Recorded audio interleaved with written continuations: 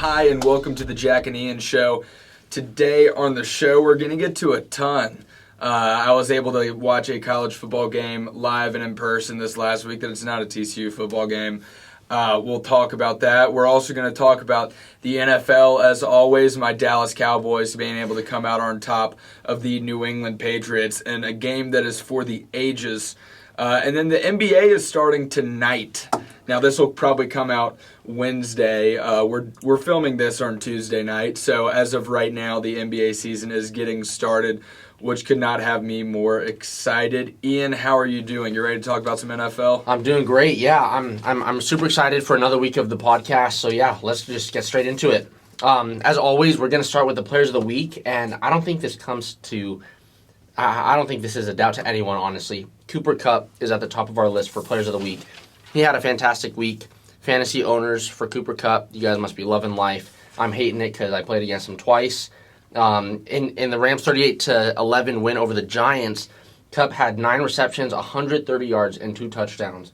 Yeah. And that was on offense. And then on defense, the Rams were just insane with 4 sacks and 3 interceptions. So. Yeah, I mean, you probably saw those videos of the Giants fans leaving at halftime of that game. I mean, that was just a tough one for the New York Giants to swallow. One nice thing to come out of it, that is the first time ever that has been the final score of an NFL game, 38-11. First time in NFL history we've had a game where that is the final. Obviously, Giants still probably hate that, but the rest of us are able to kind of enjoy it because not every day that happens. Yeah, definitely. And then our next player of the week, he's from the AFC, and he's been on our list multiple times, and he's on it again. It's going to be Derrick Henry. This guy's just absolutely insane. Again, I mean, I'm going to read out his stats, but 20 carries, 143 yards, and 3 touchdowns in Tennessee's 34-31 win over the Bills, who almost won at the end, but had some questionable play calling. That was another ridiculous game. I mean, we're about to talk about the game of the week, but we might as well talk about this one first. I mean, this game last night, our Monday Night Football, was absolutely awesome. Yeah. Came down to the wire. Derrick Henry really could not be stopped all game. Yeah. I mean, he had a 70-something yard touchdown run in the second quarter to get the Titans going. Yeah. And after that, really, I mean, he was just getting 8-9 yards. It felt like every time he touched the ball. I mean, he was really, really good for them in a game that was super memorable. Yep. Did you see when they tried the Music City Miracle? I did. Too? I saw that. Yeah. Trying to give Bill fans intense PTSD. Yeah. Oh, man. Those Bill fans were not going to be happy. Imagine if they scored that again. Oh, my God. Can you imagine? Oh, my gosh.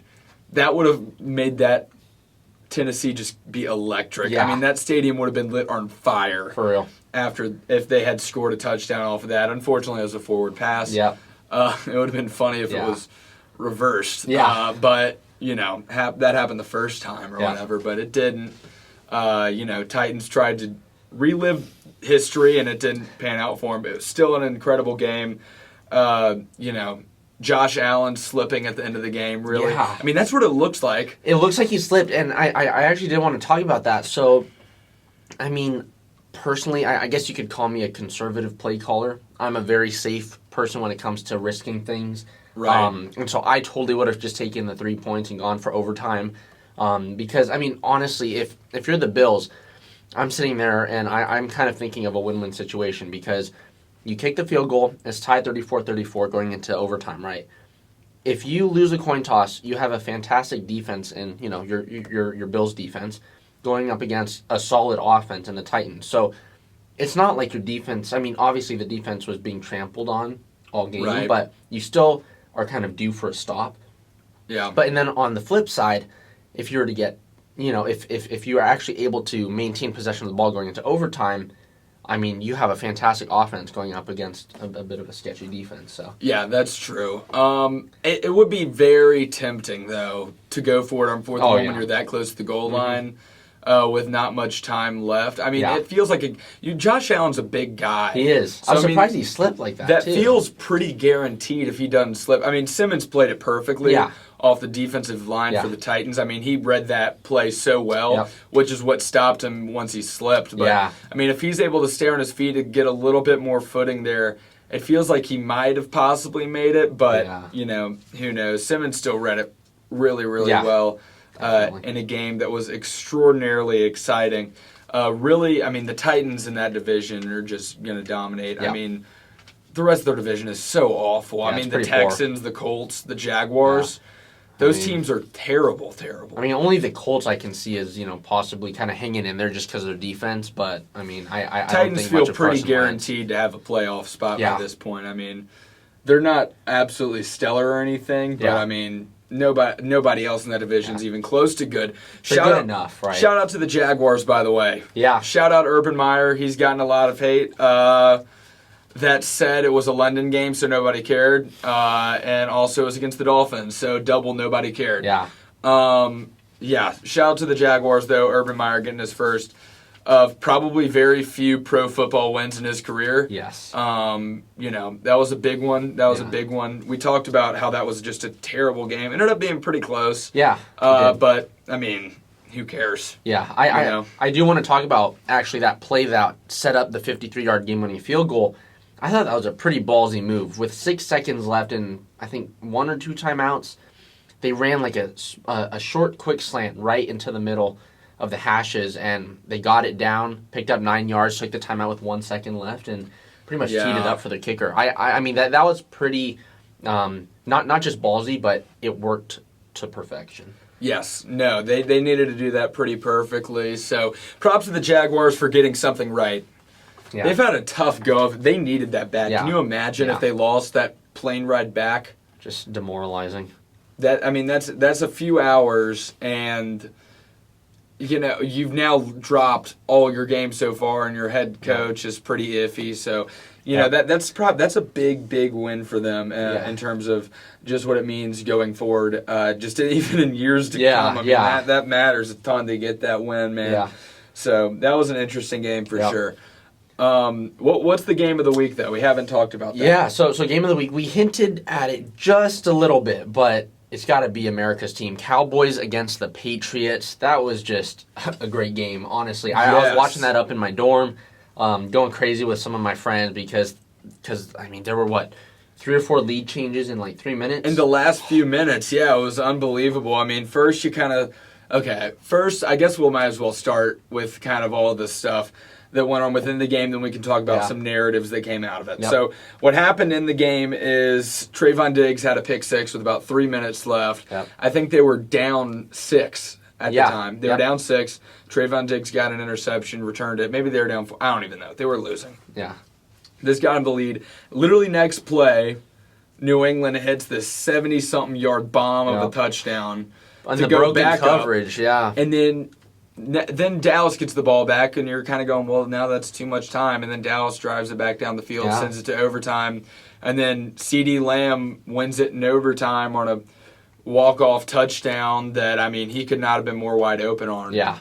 And then he waved by. So that was a great game to watch.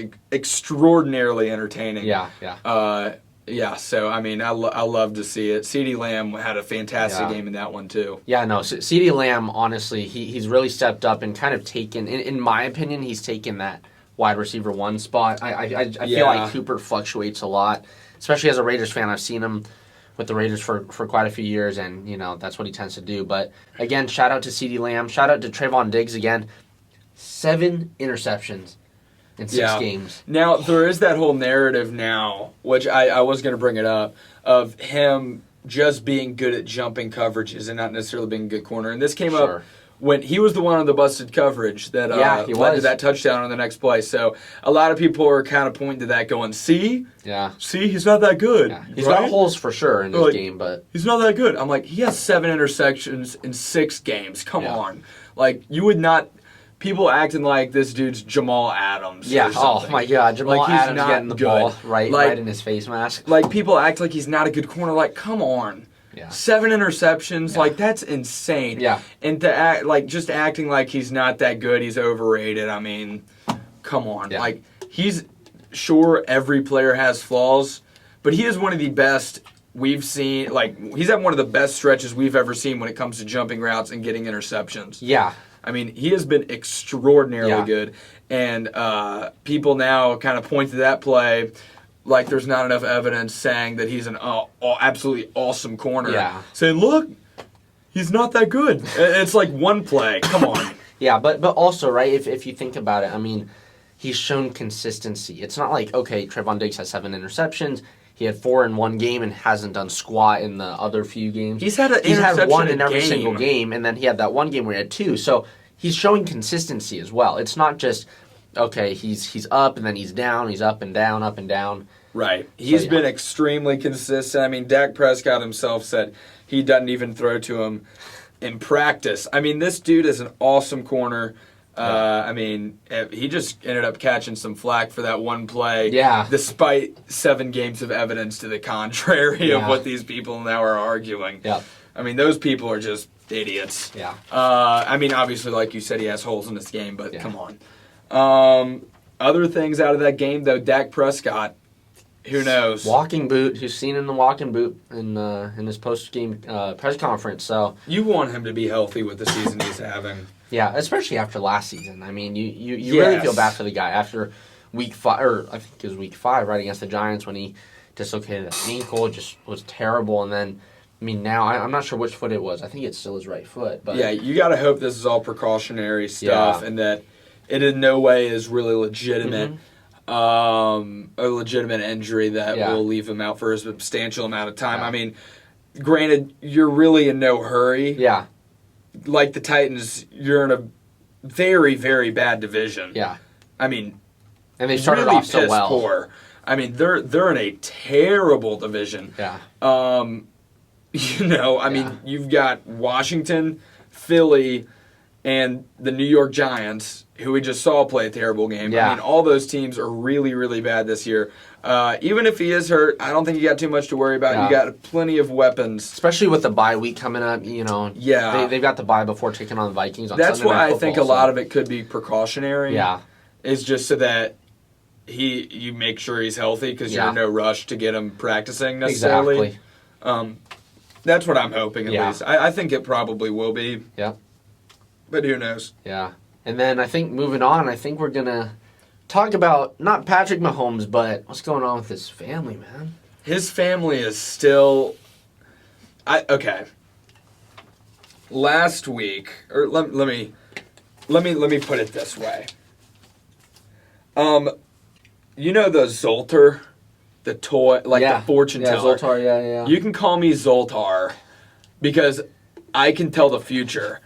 Last week, I came on this show and said his family will continue to be a distraction and will continue to be a problem. Granted, not that tough of a prediction. Yeah. Not that hard. I put my money on that. Not that hard to predict. No.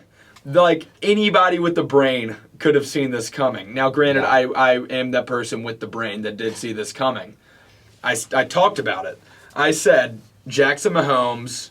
specifically, maybe his girlfriend, maybe his mom every once in a while, but him specifically will continue to be a distraction and a problem. And oh boy, was he one this last Sunday. I mean, for those of you who don't know, Jackson Mahomes. Here, I'll let you explain. So basically, I don't know the full story, but I mean, from what I saw, he was doing one of his same old dumb, stupid TikTok video dances on the sideline pregame. But, you know, I mean, obviously people hate that. But what he did on Sunday was that he was dancing on Sean Taylor's number 21, which is being retired that day for the Washington football team. And so people found it really disrespectful. And, I mean, I did too. So I thought that was, you know, kind of disappointing to see. Obviously... I don't think he did it on purpose. But the thing is, you can't be that unaware. I mean, pregame, they're retiring Sean Taylor's jersey number, and you happen to be standing on it, and you still decide to dance. So, just disappointing. Yeah, he said, this is a tweet he sent out after, he said, I want to sincerely apologize for accidentally being on Sean Taylor's number 21 at FedEx Field. We were directed to stand in that area, and I meant absolutely no disrespect to him or his family. Why would someone direct you to stand in a gated-off area that's about, 6 by 6 feet? Yeah. It is a small area. He said he was directed to stand there. Someone needs to direct him to a desert island where he can't hurt people. Yeah. it can be like, it can kind of be like that movie Castaway. Oh, what a great movie. Except in this case, nobody wants him to get off the island. Yeah. Everybody's cool with him staying there forever. Just hang out there with Wilson. Wilson is my favorite character in that movie. Well cast Wilson. Whoever cast him did a great job. Anyway, he needs to be put on a desert island where he's no longer a threat to society, because right now he is a menace, and he will continue to be one, primarily to Patrick Mahomes' career. Mm-hmm. Patrick should probably be the one that wants to put him on that island. But yeah, he said we were directed to stand in that area. That doesn't make a ton of sense. Granted, he doesn't seem that smart. Yeah, he doesn't seem to be that smart of a person. Yeah. So I'm okay. It could be sincere. Yeah. That he is just stupid. Yeah, without attacking him and his mental capacity, whether or not he meant to do it or not, it was just kind of, something that nobody wanted to see. No, especially a TikTok. Yeah. Come on.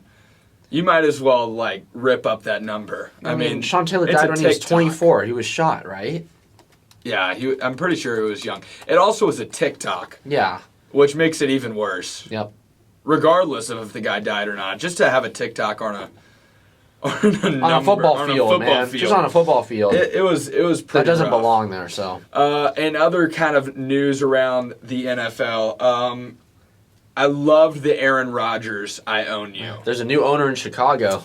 Oh, yes. Yep. It was, that was pretty hilarious to me, mainly because it's Aaron Rodgers screaming, I own you, to a crowd of people who are from Chicago. I mean, Aaron Rodgers looks like he owns 2 gas stations in Tupelo, Mississippi. He does, especially with that haircut. He needs a haircut. Yeah, that is not a good look for him. No, to be honest.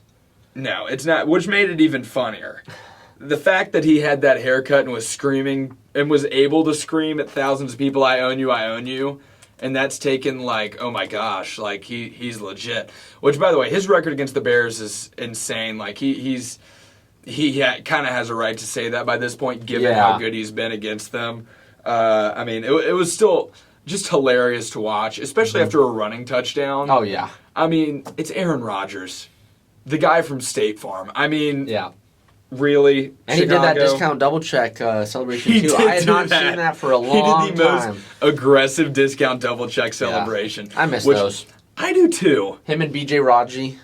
Those have not been around for a minute. That's sad. Anyway, they'll lose in the NFC Championship game, and then we're going to forget about it. It's pretty much guaranteed, so. Yeah, that was another piece of news from the NFL. I think that's what we got for the NFL this week. Yeah, it is. Yeah, so that's going to wrap up the NFL segment, and then we're going to move into some college football. Yes, we are. So, a little bit of backstory. This last week was fall break for Ian and I. I was out of town visiting some friends in Starkville. I was able to stop home, which was nice, and able to stop in Oxford and see some buddies. But the majority of my time was spent in Starkville, Mississippi, which is where Mississippi State is. I was going that Saturday to the Mississippi State-Alabama game. It was a blast to be down in Starkville. Good old-fashioned college town, good tailgating, all that stuff. Ended up going to the game that night, so I wasn't able to catch a ton of college football games live, but at the tailgate, we had games on, so I was able to watch a ton there. I saw, first and foremost, my Auburn Tigers get a victory on the road against Arkansas, who started the year strong, now has lost 3 straight, 3 good teams they've lost to. Yep. But they've got to be worn out by this point. Auburn getting a win. Bo Nix looking the best he's looked in a long time. He looked extraordinarily good against Arkansas. Another one that we got to see was Georgia absolutely throttled Kentucky. I was hoping against hope coming into this game that Kentucky would be able to hold their own as an undefeated team, but at the end of the day, Kentucky's still Kentucky. Looking at who they've beaten this year, they haven't really beaten anybody of significance, so they ended up losing that. And then, I got to see Iowa lose to Purdue. Iowa was number 2 in the country. Yeah. And Purdue dominated them. Yeah. All game long. They dominated. Winning that game, I think 24-7. And then here's the two games kind of the week in college football. And then I'll talk about the one I went to first. Yeah. So I went to the Alabama-Mississippi State game, which I heard coming in on some, I guess, insider intel from a buddy of mine that who had another buddy at Alabama that works closely with the team, that Alabama, most weeks before they lost Texas A&M, was kind of joking around. They were having a good time in the locker room. I mean, they're college kids. They're goofing off. But this last week, after they lost to Texas A&M, that place was apparently silent. Damn. Like, it was quiet, and they were getting focused for this game against Mississippi State, which right when I heard that, I was like, oh boy, Mississippi State is about to get blown out, which they did. They lost, I think, 49-9. It was a fun game to be at still. It was a fun atmosphere, I mean, with the cowbells and stuff. It was a fun game to go to, but Alabama just whooped them, which was no shock to me once I heard that they just have this laser focus all week. Yeah. The other game, so I then, after the game, went back with some buddies to their apartment to finish watching the games of the week. So first off, this is kind of important for timeline. So we left the stadium from a game that started at 6. Then we went back to the tailgate to clean up. Okay. We cleaned up everything, packed it up. Then we had to drive a few minutes to get back to the apartment. So it's been about 30, 40 minutes since the game ended. Yeah. Now, a game that just started 30 minutes after the game I was at was Ole Miss, Tennessee, a competition for who has the worst fan base in college football. Now, this game had been hyped up all week because of how much these fan bases suck. Now, these two schools are awful. They're terrible football schools. Ole Miss happens to have a decent quarterback this year. That's why everybody loves him. Still think he's going to win the Heisman, by the way, Matt Corral. But they're not that they're exciting this year, but really nobody cares. Same with Tennessee. Tennessee, nobody's cared about you since the 2000s, really late 90s. So really, only a few people cared. Most of them were fans of the teams, yet it was still all over social media. So that was kind of annoying, but I had to deal with it, and everybody else did, because of how much these two fan bases suck and are going to talk, because they're annoyed by the other fan base, really. Sure. And so what ended up happening was this game went on forever.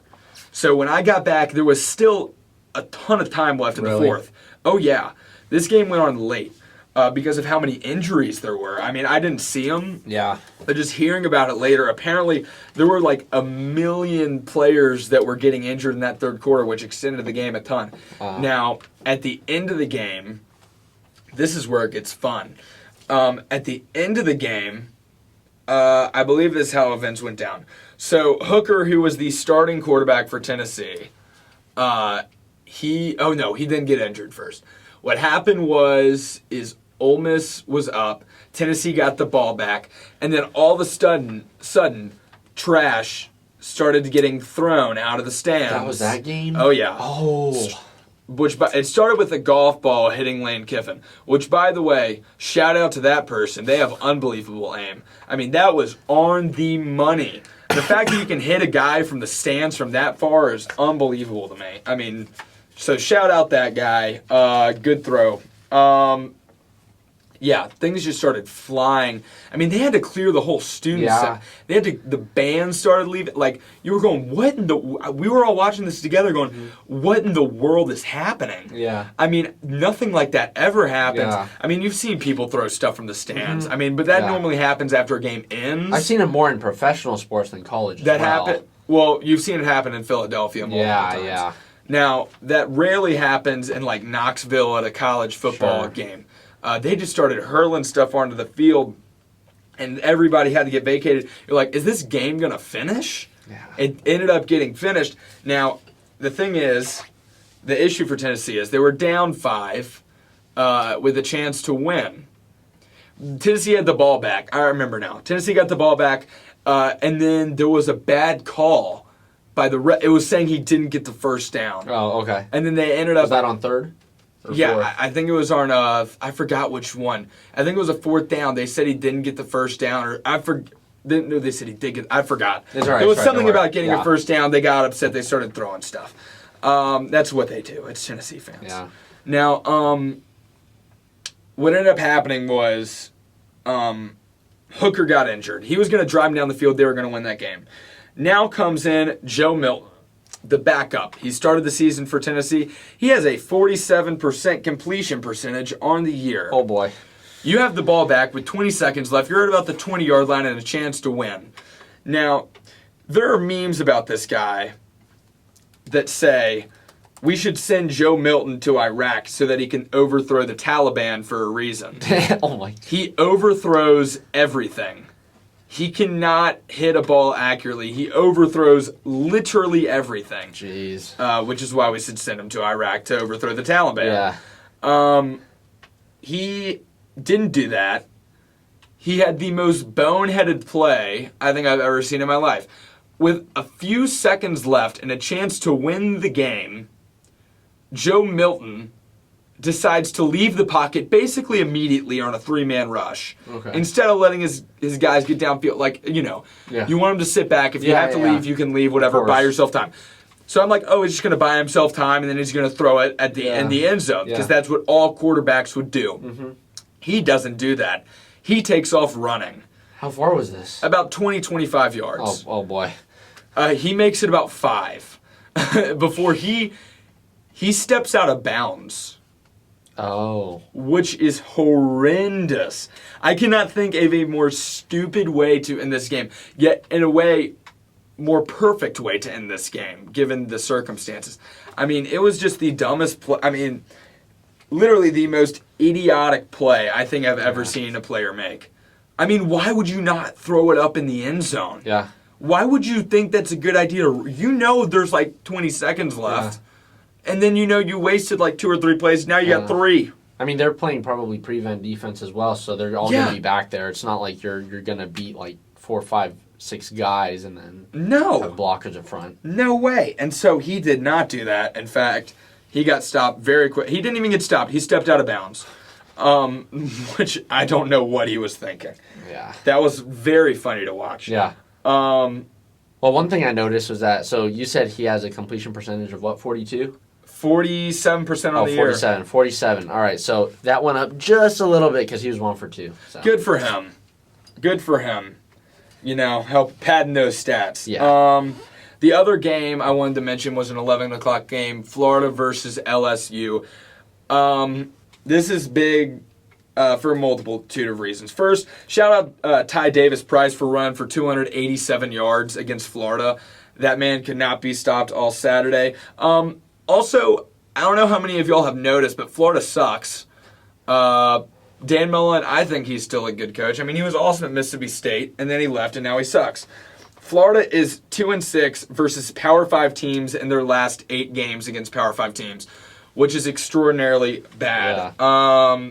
That was just a bad game. Now, the headline from this game, though, was that Ed Orgeron, the coach at LSU, will now be gone for hilarious reasons. Number 1, he's not a good coach.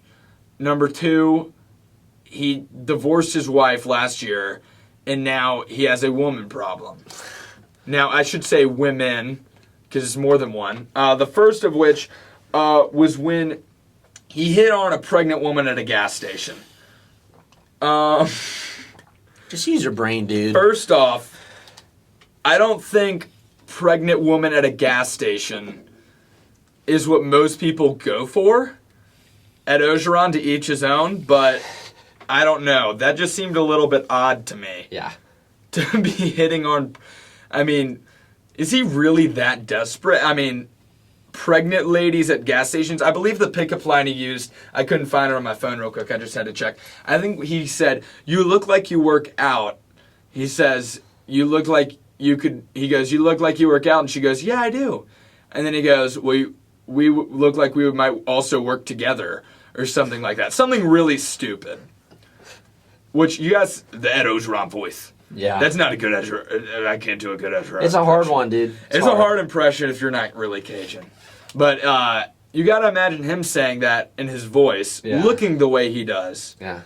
This big guy walking up to you. No neck. And by the way, this lady, apparently married to a guy that is very high up in the LSU athletic department. Oh, boy. Which is not a good thing. Yeah. Also, the other thing he did was he would bring women to practice and then let their children do drills with the players. Jeez. Which, again, I don't know a proper way to react to that. I don't know what his whole strategy is with women. It doesn't seem that great. Yeah. But mainly the gas station. But he was getting, that's very fireable. Yeah. I mean, they said he got fired because he was too distracted. Football was no longer his main focus in life, which is clearly evident when you're bringing women and their children to practice. Yeah, I think Coach is thinking back to his good old days when he was actually in college. I think college is actually the main distraction. Yeah, being back because he's 60 years old. That was a good 42 years ago when he was 18.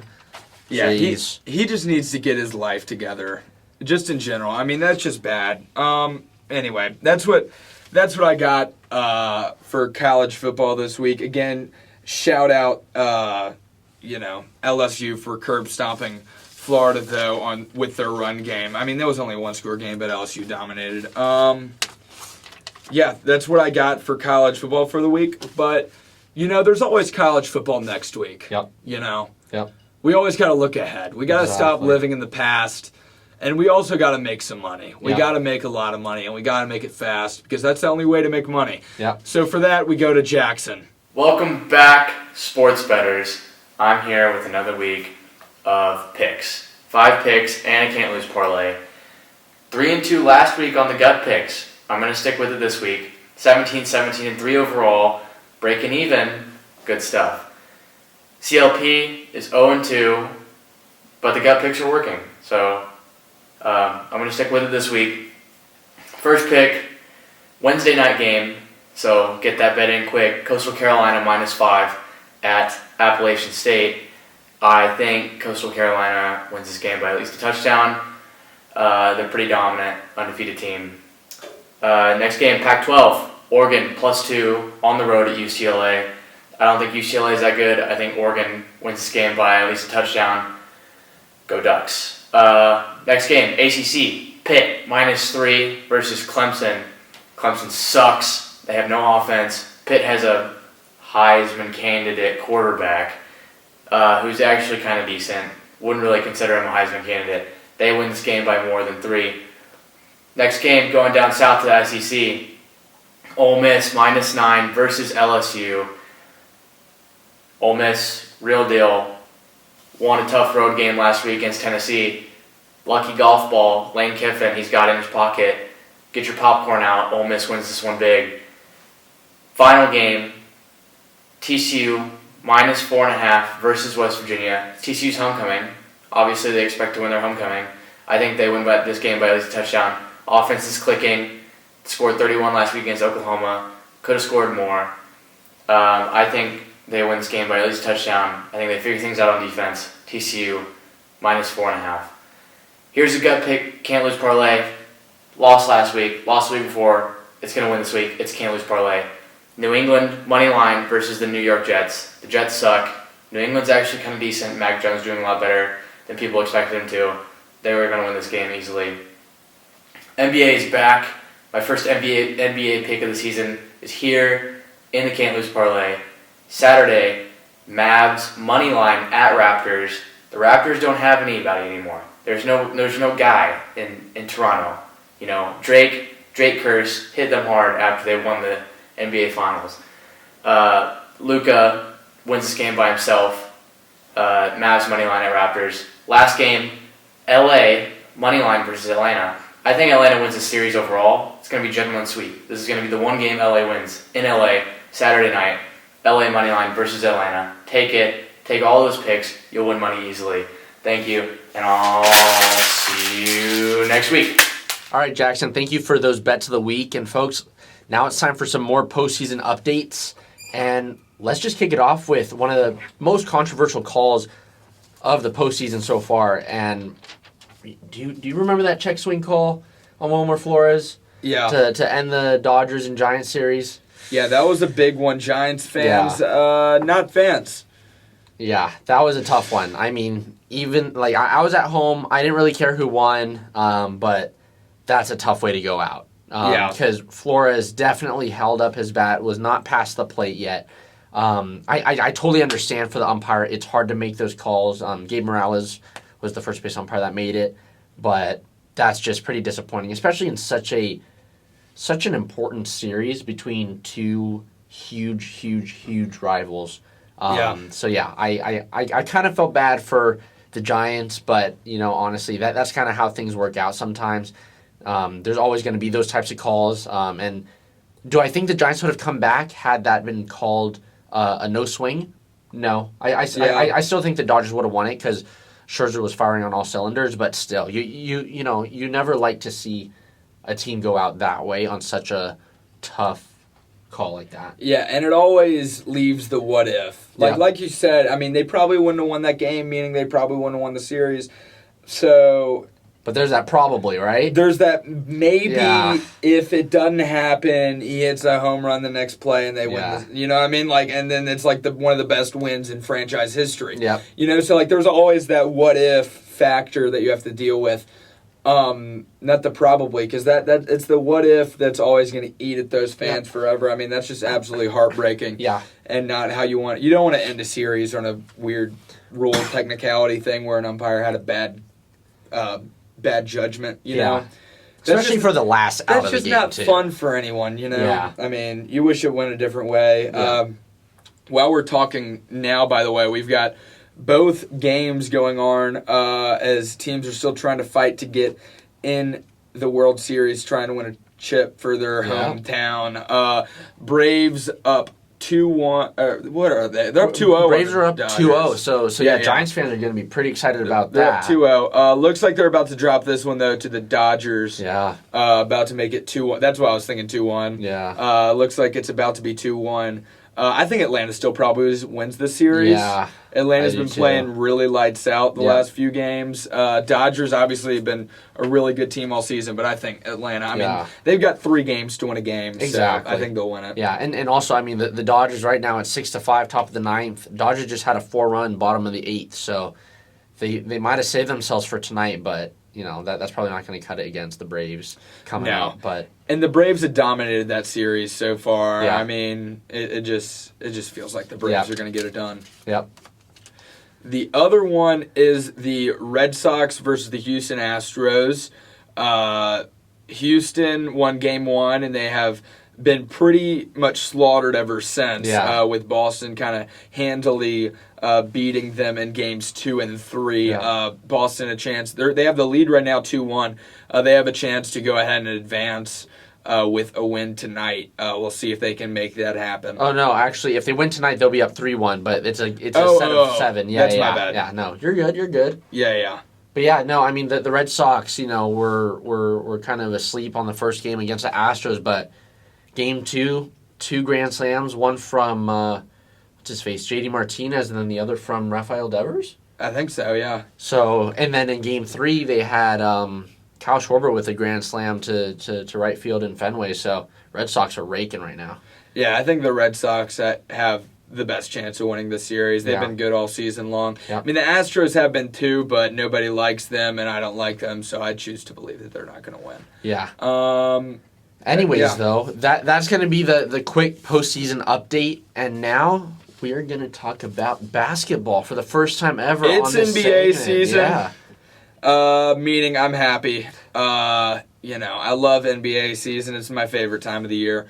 My beloved Memphis Grizzlies play their first game tomorrow night, but tonight it's the Bucks, Nets, and the Lakers play your Golden State Warriors. Yeah. It's always a fun time. Yeah. When you got the NBA, the NFL, and the MLB all really firing at once. Yeah. But yeah, I mean, let's talk some NBA. First off, I guess we'll talk about some end of the season predictions. Ian, who have you got in the NBA Finals? And do you have a winner out of the two? Yeah, so I mean, Just based off of the stats and the rosters, I mean, I feel like if the Lakers or the Nets don't make it to the finals, it would be a pretty much, I mean, it would be a straight up failure. Just like even last season when the Nets didn't make it. You know, I mean, I feel like those teams need to, especially with the kinds of teams that they have. I mean, they're essentially super teams, just like how the Warriors were back in 2015, 2016, Right. 17. These do feel a little more produced than those teams. They do, yeah. They've been together for less long. I mean, Steph Curry and Klay Thompson. I mean, Yeah. those and Draymond Green though, and Iguodala at the time. I mean, Yeah. it felt like they had such good chemistry. I Yeah. mean, these Nets and Lakers teams. The one thing about them is, I mean, they all come from a Yeah. billion other teams. You know, they're Yeah. kind of all glued together. I mean, Yeah. it feels like, you know, Picking and choosing from exactly. everywhere. So we'll see how they all mesh. Probably pretty good. They got a lot of good players. Yeah. But who have you got kind of coming out on that series if you had to pick one? I want to go with the Lakers just because I really like LeBron James and I can't stand James Harden and you know, I mean, even though Kevin Durant played for the Warriors, you know, I do feel a bit like we were stabbed in the back when he left, but I would have to go with the Lakers on that one. So Yeah, staying in California, so that makes sense. I kind of went with a little bit of a curveball that no one's really talking. People have been talking this offseason about how they think the Jazz will probably win the regular season again, which I agree with. I think they'll probably be one of the best teams in the regular season, probably have one of the best records. They have absurdly good team chemistry. They remind me of those old Spurs teams. yeah. They had 2 Six-Man of the Year candidates last year. The exception is I think if injuries don't prohibit them, I think they might be in the finals. Yeah. Like this last season, I do. So I think they're a team that nobody really talks about. I think they use that to their advantage. Yeah. I think they end up making a run. I don't think it's going to be easy. Sure. But like we saw with the Suns this last season, you get lucky playing some other teams with some injuries, and Yep. all of a sudden you can make it all the way. No, exactly. I think that could possibly happen for the Jazz this year, especially given their depth. I think they can afford to maybe lose a guy or two and still maybe survive a round, especially early on. Yep. So I think the Jazz will make it, and then I'm with you on the Nets. I think the Yeah. Nets win the NBA championship this year. The firepower they have is absurd. Yeah. The one thing that can stop them is maybe Kyrie Yeah, Irving. just being a distraction, yeah. Just being a distraction, and also just injuries across the board. They've had a lot of guys that have missed substantial amount of time the last few seasons with injuries. Not to mention a bunch of guys on their bench are older. Yep. Patty Mills in Yeah. his mid-30s. He's good, but he's Yeah. old. Blake Griffin, same deal. Paul Millsap, all of them. They're pretty kind of washed now. You know, I don't really know what to expect out of them given their age. Yeah. They'll still be good. I think like I said, I think they win the NBA championship. Yeah. Which brings me no joy. I don't really like James Harden like Yeah. you, or I'm not big of a Kevin Durant guy either. Yeah. So, and I certainly don't like Blake Griffin. So Yeah. it's a tough one for me to say. I would love the Jazz to beat them Yeah. in the finals. If that plays out, I would certainly be pulling for the Jazz. Oh, but totally. I think the Nets will probably win the whole thing. That said, I do have some picks Yeah. for some awards this season. If you want to react, you can. For MVP, I think Giannis wins it. Yeah. I think he's the best player in the NBA. I feel like that's not even really close right now. Kevin Durant should have a great year. Yeah. Everybody knows that, but I feel like Giannis is just going to have that much better of a regular season. Also, Giannis being really the guy on his team will leave him a lot more of the spotlight, while Kevin Durant is kind of going to have to share some numbers with a lot of other guys. And that might take away from him, at least statistically. So I think Giannis will probably win MVP. I think he'll also win Defensive Player of the Year. I don't like Rudy Gobert, so I have to say that because it's really one or the other by this point. Yeah. I think Giannis probably wins it. He's an excellent defender. Most improved, going with the Memphis guy, Jaren Jackson Jr. He's had a lot of injury issues the last few years. He's played less games for the Grizzlies than Ja Morant has. Oh, wow. I love Jaren. I think he's going to be awesome. He went off the other night in preseason against the Bulls. I think he had 20-something points in just as many minutes. Oh, wow. Went like 7 for 10 from 3 or something ridiculous. Yeah. I think he's going to have an absolutely fabulous year. Give me Jaren Jackson for most improved. He's also gotten bigger. He's now 7'1", 7'2". He's put on some weight. So I think rebounding and defense are going to improve even more. Rookie of the year, give me Jalen Suggs. This is simply because he's on a team where he's going to be able to be in the spotlight due to people like Markelle Fultz being injured early on. I think he was the 5th overall pick in this last draft. A lot of people think he slipped. I think he's going to be extraordinarily good. I think he's going to be on a team. It helps that he's in the East because it means that they'll be able to win probably some more games in the East that's has a little less depth than the West. Yeah. I think that Jalen Suggs wins the MVP of the season. That said, it is NBA opening night, and it's not the biggest story that it's the NBA opening night. There are a lot of other stories going on right now. First, I'll start off with the most fun one. The most fun one is a quote that came out today from Joel Embiid, and then we'll go to Joel Embiid's teammate in a second. Joel Embiid said, if I can find it. Karl Anthony Towns said this. Karl Anthony Towns said his pregame ritual to pump him up this season is watching 2 gorillas fight to the death. That's not satirical. That's from Hoop. Ready. That's from Hoop Central. That's not like something that's a joke. That's a legitimate thing that he said. Now, I don't know if it's the same video. I can't imagine there's many videos of 2 gorillas fighting to the death. Yeah. I can't imagine watching animated gorillas fight to the death. Will probably do all too much for you. I don't know. I just saw that and thought it was insane, so I thought I'd bring it up. That said, there's a lot of controversy about getting players out of certain cities. We'll start with the small one and then get to the big one. The small one is Marvin Bagley. Marvin Bagley was the number 2 overall pick by the Sacramento Kings, the worst franchise in the NBA, maybe with the exception of the New Orleans Pelicans or the Minnesota Timberwolves. But Marvin Bagley was the number 2 overall pick in a draft that included Luka Doncic, Jaren Jackson Jr., Trae Young, Shai Gilgeous-Alexander, Michael Porter Jr., a bunch of guys that just signed their extensions that are $100 million plus. Yeah.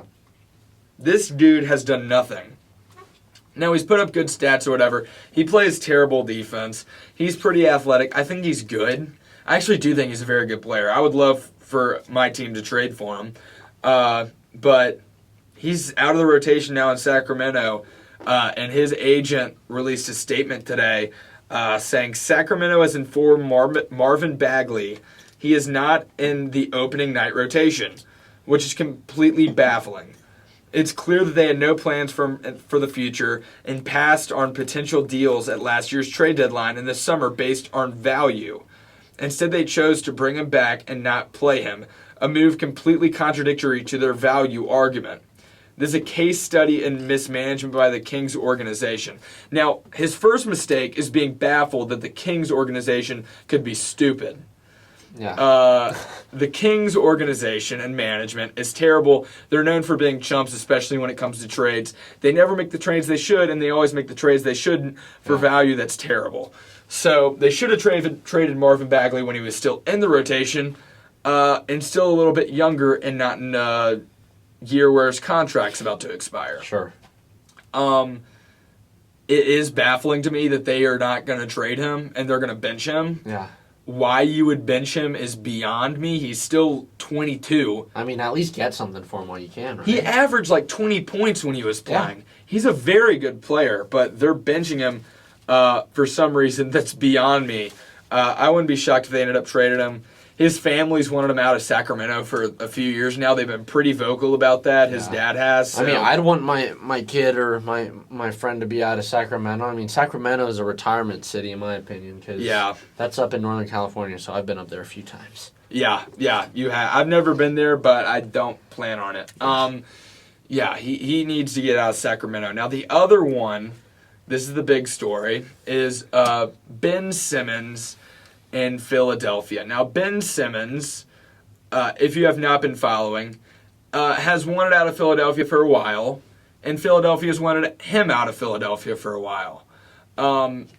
This all came to a head when Ben Simmons decided that he would not report to training camp. Now, he did not report to training camp. He has not practiced with the team until today.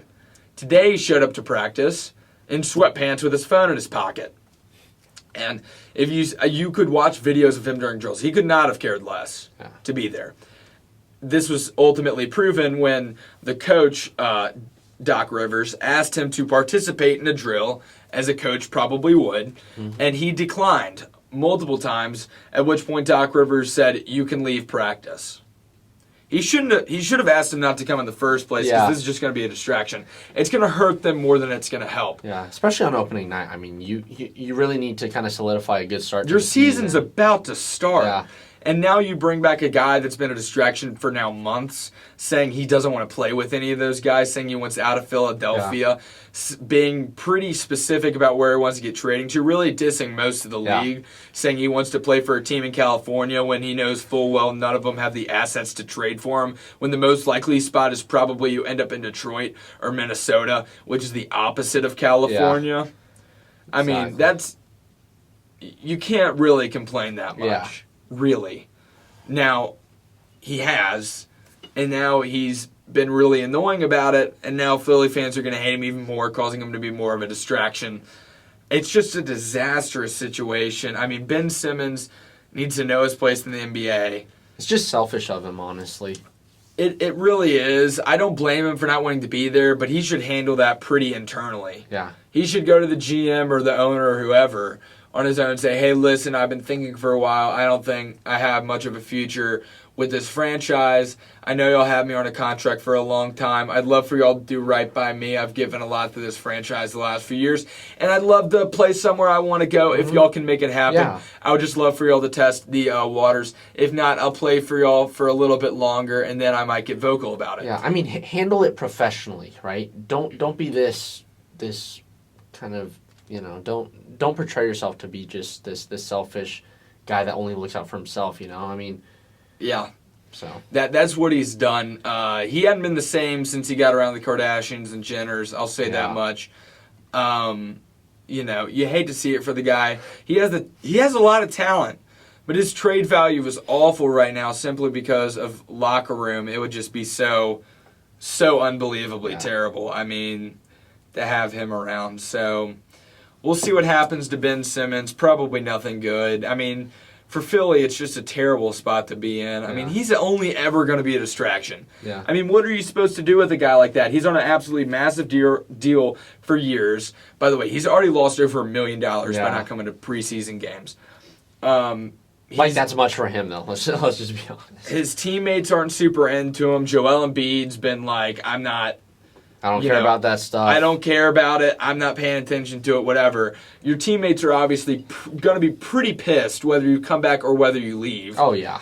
I mean, they just need him gone. They should trade him for even peanuts by this point, because that would be better than the catastrophe that he can absolutely cause with the process up in Philly, which, by the way, has now apparently failed miserably, as Joel Embiid seems to be the only surviving member. Yep. Yeah, I mean, it's been...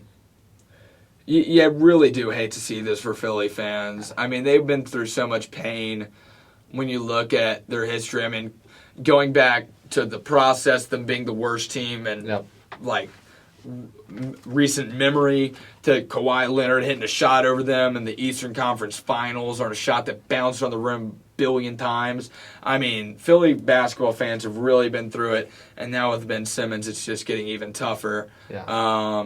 This is significantly worse than we saw out of James Harden last year. James Harden was on a deal that was close to expiring, if I'm right. He also had a lot better trade value. Yeah.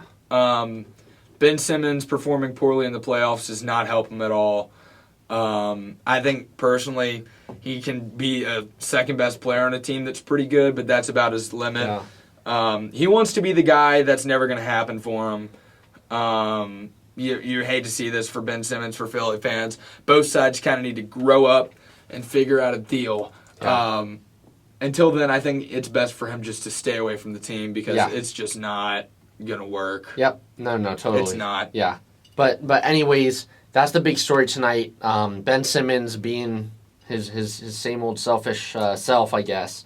But anyways, the NBA season is kicking off tonight. Yeah. Right now, the Bucks and the Nets are actually in the fourth quarter. Who's up? Bucks are up 109-95 with 7:24 left. Check the box score real quick. I just want to see. We'll leave after this. We'll call it. I just want to see who's played well. Durant, 26 points, 8 rebounds, 4 assists. Harden, 8 rebounds, 8 assists, 20 points. All right, so they played pretty good. Yeah. What about Point Wyatt? Who else has played good for the Nets? Anybody else or no? Patty Mills has 21. Really? Yeah, 21. 2 Wow. rebounds, 2 assists. So nobody else has played really that good, have they? Yeah. Man. But then Giannis doing his same old good stuff. 28 minutes, 13 rebounds, 6 assists, and 32 points. Man. All right, so the Bucks winning that one. In a matchup from last year's Eastern Conference Finals, it looks at least like the Bucks are going to win. I feel pretty confident calling that. Yeah. With that, we'll also call the show, I think. Yeah. So that's going to be the end of the show for this week. Thank you again for coming back and watching us. If you've been watching us, thank you so much. If you're new to the channel, please subscribe down below. Make sure to follow us on Instagram at The Jack and Ian Show, and we'll see you next week. We'll see you. Thank y'all for stopping by. See you later.